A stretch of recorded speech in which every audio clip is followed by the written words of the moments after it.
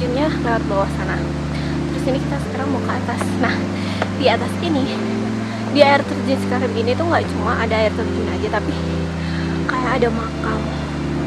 Coba kita ke atas dulu jalannya. Naik. Oh, ada tarikan coy. Tapi nggak boleh dipetik. Udah ada tulisannya tadi. Terus ini naik ke atas dulu. Kayaknya masih jauh deh.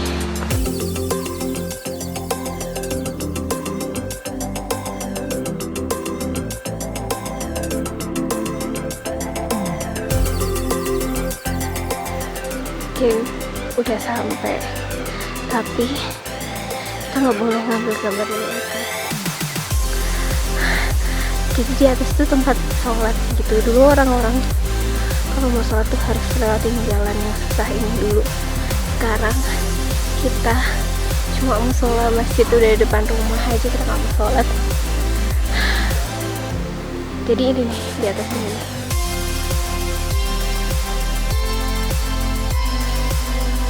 Karika, habis panen Karika sama Pak Aziz.